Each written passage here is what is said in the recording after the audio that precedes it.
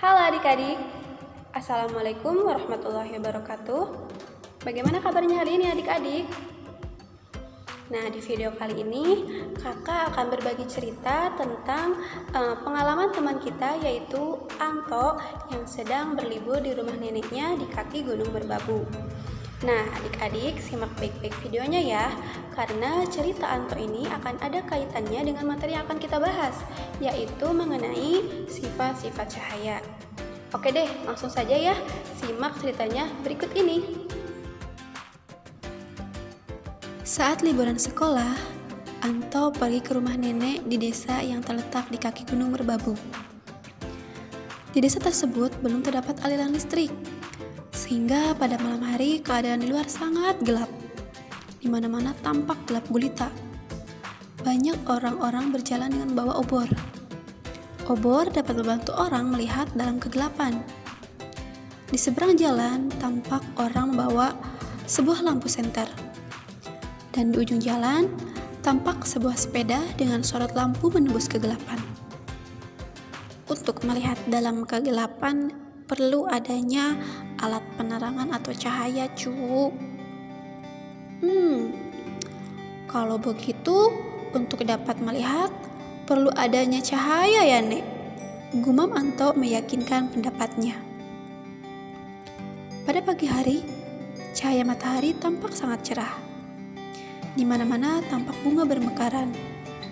Ada yang merah, putih, dan ada yang warna biru. Wow, indahnya! Seru Anto ceria. Sejenak ia berpikir, pada malam hari semuanya tampak hitam. Sedangkan pada siang hari, ketika ada cahaya matahari, semuanya tampak terlihat berwarna. Kelak aku akan tanyakan pada Ibu Jasmine hubungan cahaya matahari dengan warna-warna yang tampak begitu indah. Gumam Anto. Oke, gimana adik-adik? Seru gak ceritanya? Coba deh kakak mau tanya ya. Nah, dalam cerita tersebut, apa yang orang-orang lakukan untuk dapat melihat dalam kegelapan? Coba ayo tebak. Ya, betul, menggunakan cahaya, yaitu dengan menggunakan obor dan juga senter. Nah, selain obor dan senter, ternyata masih ada sumber cahaya lainnya, yaitu matahari. Pada siang hari, semua benda tampak dengan jelas. Sebab pada siang hari, cahaya matahari menyinari benda-benda di sekitar kita. Pada malam hari, tanpa adanya lampu, kita masih dapat melihat walaupun benda-benda yang kita lihat itu tidak tampak begitu jelas. Pada malam hari, kita tidak diterangi oleh cahaya matahari, maka kita tidak bisa melihat benda-benda dengan sangat jelas. Dengan membandingkan dua keadaan tersebut, jelaslah bahwa untuk dapat melihat suatu benda perlu adanya cahaya yang menyinari benda tersebut. Cahaya adalah gelombang elektromagnetik dengan frekuensi tertentu yang dapat dilihat oleh mata. Cahaya membuat suasana menjadi terang, sehingga kita bisa melihat benda-benda yang ada di sekitar kita. Cahaya berasal dari beberapa sumber seperti matahari, lampu, lilin, dan juga senter. Nah, berikut ada beberapa sifat dari cahaya. Sifat-sifat cahaya yang pertama yaitu cahaya merambat lurus. Pernahkah kamu melihat film bioskop? Cobalah perhatikan berkas cahaya yang terpancar dari proyektor ke layar. Kamu tentu akan melihat bahwa berkas cahaya yang keluar dari proyektor terdiri dari banyak sinar. Walaupun sinar itu melebar seperti kipas, tetapi masing-masing merambat lurus ke proyektor dari proyektor ke layar. Sifat cahaya yang merambat lurus juga dapat kamu lihat ketika sinar matahari melewati celah-celah kecil di antara dedaunan yang rimbun. Bayangan cahaya yang merambat lurus akan terlihat lebih jelas jika pohon semakin banyak dan rindang. Nah, untuk memudahkan pemahaman adik-adik mengenai sifat cahaya yang merambat lurus, maka cobalah lakukan percobaan seperti pada gambar. Lakukan percobaan dengan menggunakan 3 karton tebal dan lilin, Lubangi bagian tengah ketiga karton tersebut. Letakkan karton-karton dengan posisi ketiga lubang tersebut sejajar dengan cahaya lilin, tepat di belakang lubang.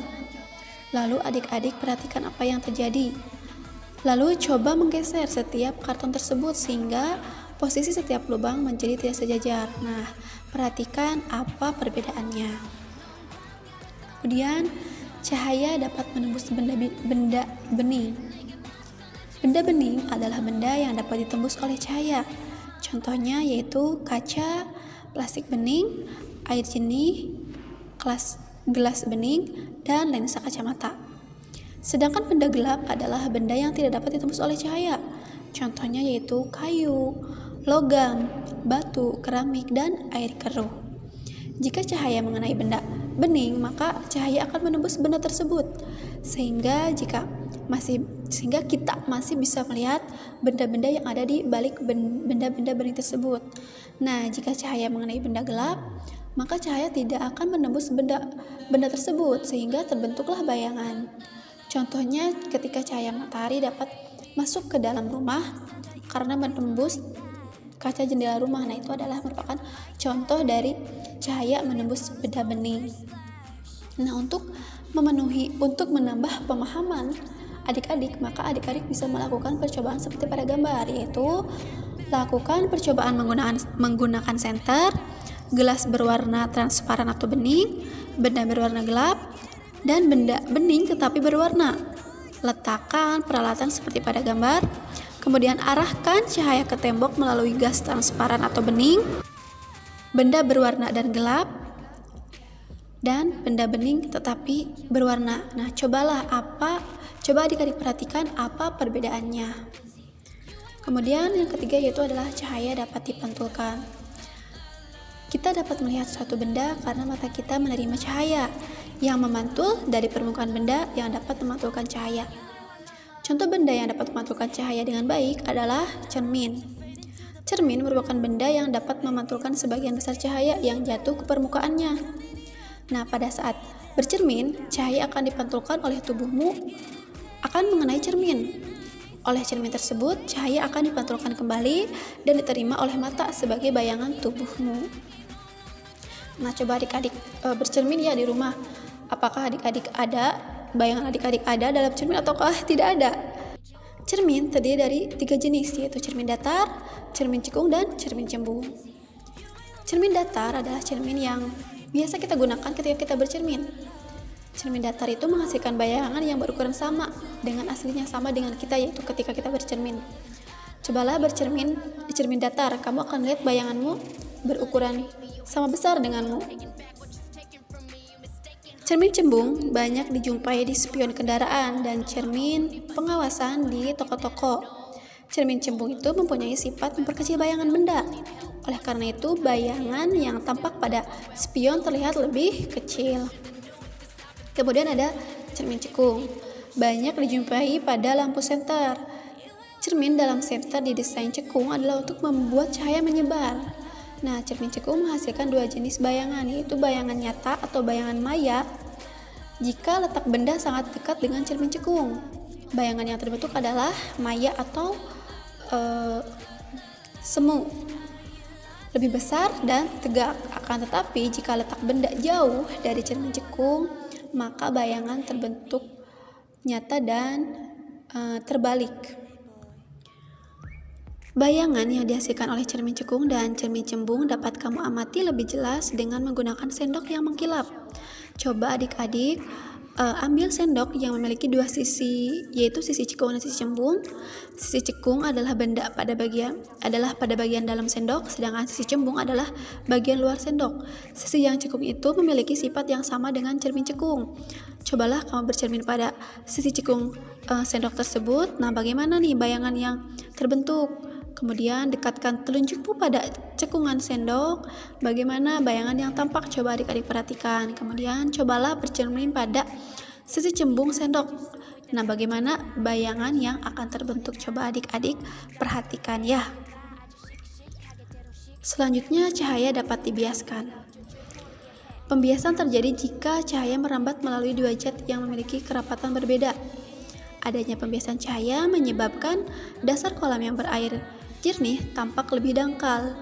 Begitu juga pensil di dalam gelas berisi air terlihat bengkok.